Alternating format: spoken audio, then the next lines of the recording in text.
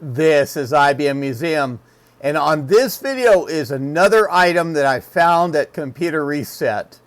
I'm going to get the webcam turned off, get fully on the camcorder. I'm not talking about the MAW that's in the background. I mean, I'm at the Art & Tool site for the AT28 MAW, but I'm talking about this little object here. And I recognize this on site very quickly. And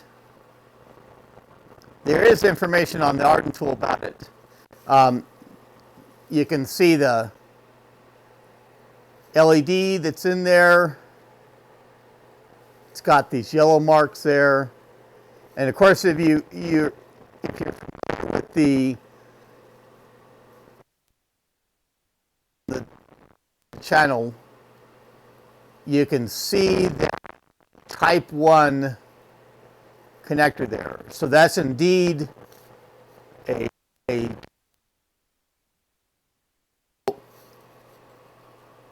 for the use of this device. I'll link this in the video description. On the AT28 page, and this is known as the setup aid, or just basically a reset tool. And of course, it's showing pictures on the page, and it even gives a link back to Peter Wen, is the original author of this information. And this is used when you go through and you set up the 8228 MAW. And to do the information goes through and talks about going through and designing one of these of your own. You can, if you got a type 1 cable, you could go through and make one of your own. Just opening up the type 1 connector, and then it shows the insides of this. And I'm going to go through and get into the insides of this too, because one of the things I want to see for finding this at Computer Reset, I want to see what that battery looks like on the inside, that 9-volt battery, and see if it has a date code or any other indication of when it was put in there. Because it's just, I have a fresh battery here, because it's just going to be, you know, there's probably not much chance of that battery still being alive, I would think. And the one way you can check with that, and as the page that I'm on describes, it says you should never do this with the when the network is operating. Now the 8228 MAW is actually, it's a passive device. It has no power input into it at all. It's just a interconnection box, and it actually has a very elaborate circuit board inside of it. And it might even be, because I don't think that picture, that circuit board's there, it might even be kind of interesting to get that up on the page, just showing what the, when you put it in the plug, and there's a process that you would do. You go into the page I'll link in goes through and describes the steps of going through, working your way through the plugs on the MAW to go through and reset the condition of it.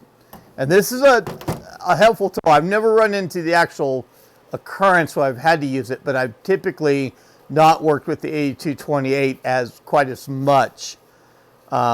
Just for, I mean, this is the kind of the go-to MAW that IBM had, and had absolute probably millions of these things that were produced and out there. That, and then of course there's the third-party manufacturers went through and made their own versions, and even units that had power and did not go through the same sort of occurrences that the 8228 did, being a passive device. And of course, IBM, you've seen the later token ring equipment, even as far up as the 8239 that I have. But let's go through and let's take a look at the battery inside here. And there's just a single Phillips head screw.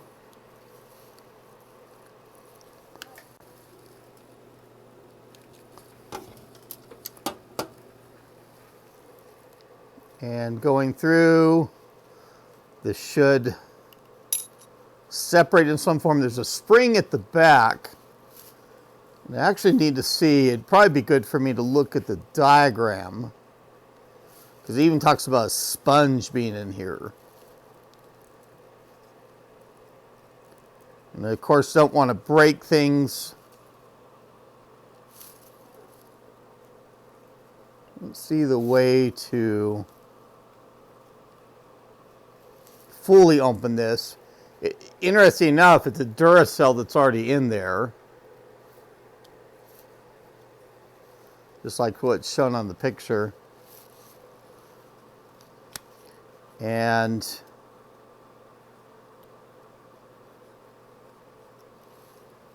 okay, being gentle with things. We only need it separated so far. I'm not sure why this battery is probably clipped in. There's a spring at the back.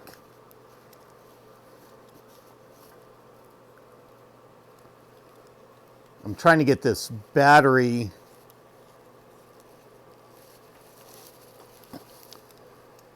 wow, that is just really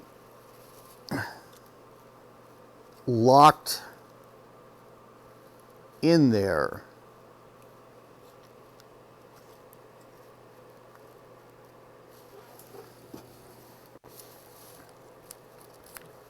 Let me see if I mean, it doesn't look like it's leaked or anything. It's just probably, I think there's, oh, it's okay. So there's pads in here, and these aren't supposed to be normally adhesive. Just that that's what was attaching to the battery on the one side, and with that removed, that works out wonderfully to kind of free up. I'll go through and I'll put the spring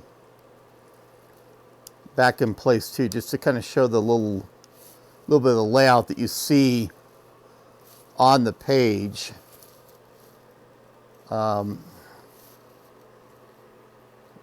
Very, I'm trying to see if there's notches that circuit board even goes into. So we can go through and just, of course, the pad is kind of affixed to this thing as I went through and tried to work with it. I want to see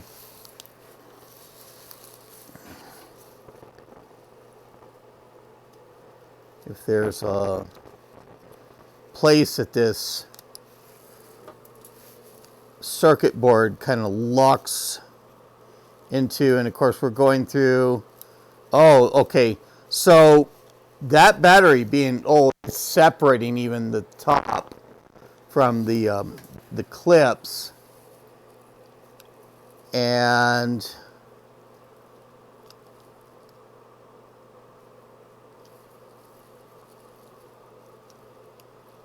so I need to go through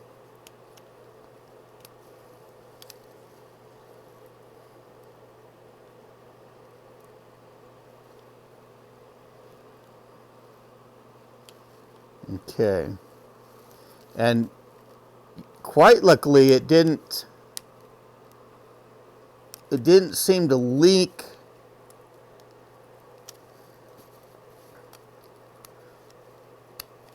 any alkaline in there, and I'm separating the so-called sponge that's in there. That's just a kind of a gray powder, and probably from the contents of the more of the battery at the top there. Get that other, and at least it separated the lead from that. So let's look over this battery real quick. January of 98, the best of installed by. So it's older than that, as we can see with the replacement that I have.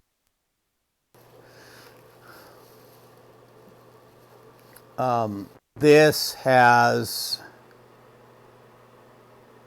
made in Malaysia, and then it's listed as March 2025, and this has probably even been around a little bit since it's been bought.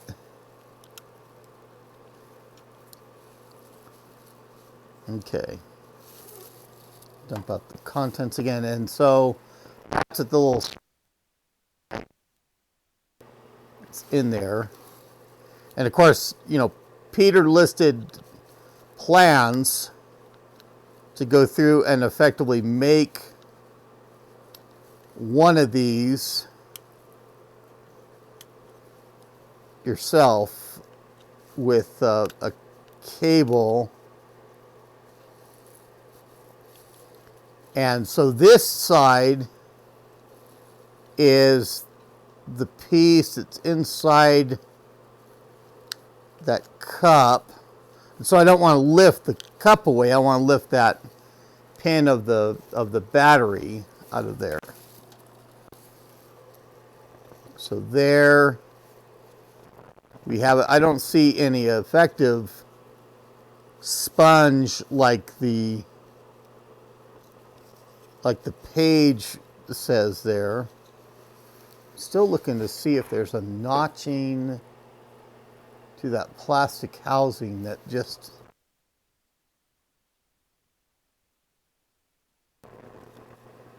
to make sure that the LED stays on there. So I'm going to go through with our bad battery there. In fact, we can put it over there. And I think that there's not really any, there's not any damage to the circuit or anything else, at least.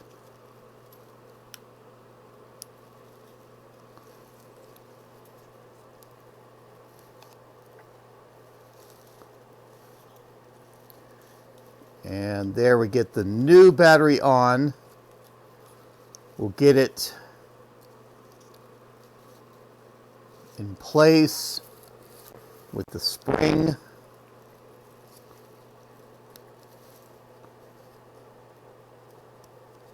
And of course, the 9-volt batteries, they lock in on terminals.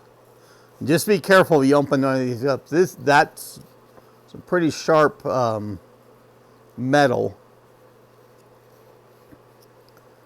And we'll get, I don't think the sides of that metal piece are any different.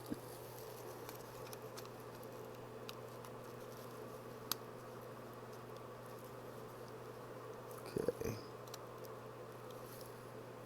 And that has a little nub, so you get it aligned at the front and then pinch it closed. We get the screw back in there, get cycled over to our Phillips tip.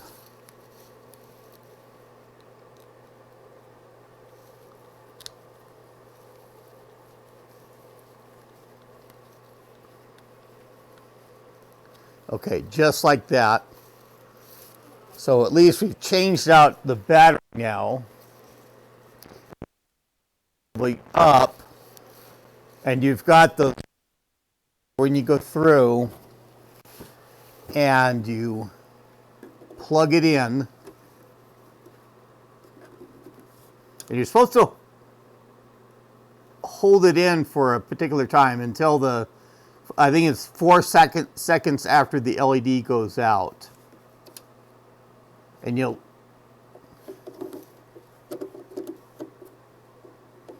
hear the relay.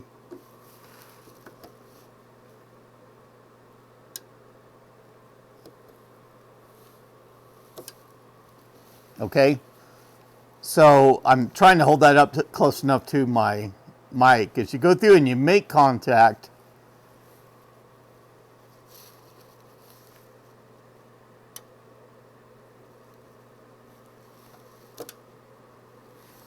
I think that should be audible enough.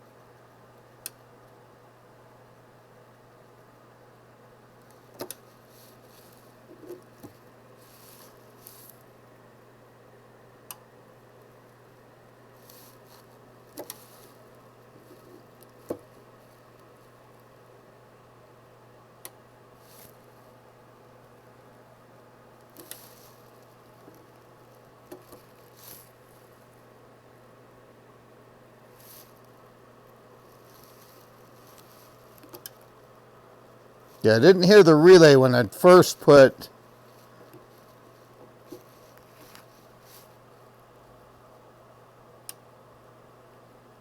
there. I did.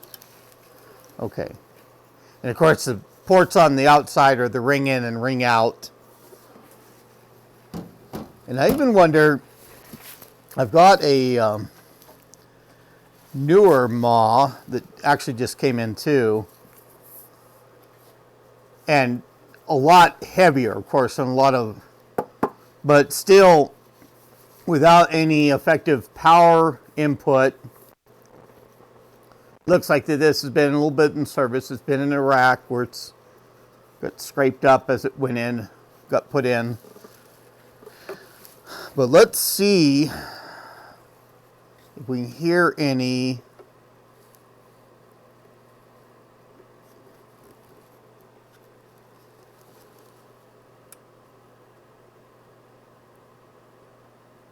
Okay, so still does a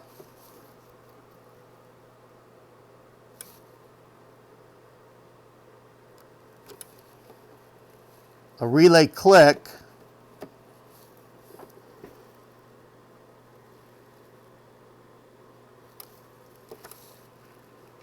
And you can see LED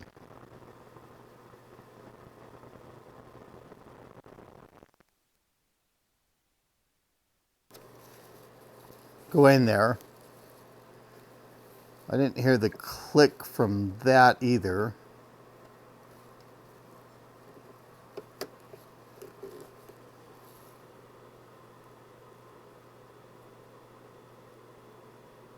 Huh. No click on that port.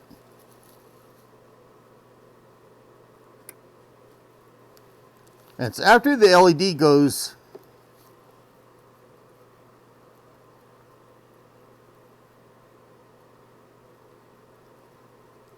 Normally after the LED is out, it should click.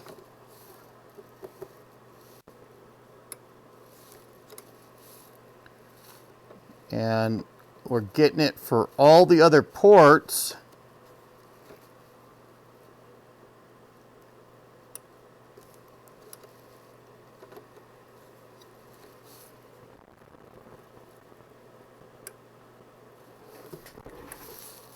And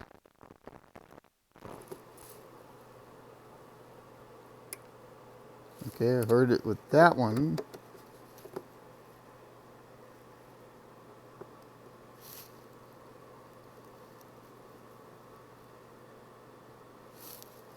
But I'm not hearing anything from that port 4.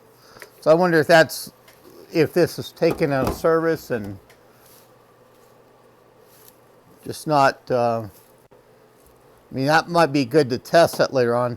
And for the passive device, this is where I'm going to test those 100 megabit per second token ring PCI adapters. I'm going to interconnect them on these passive MOS, since it won't be an active device that goes through and uses those.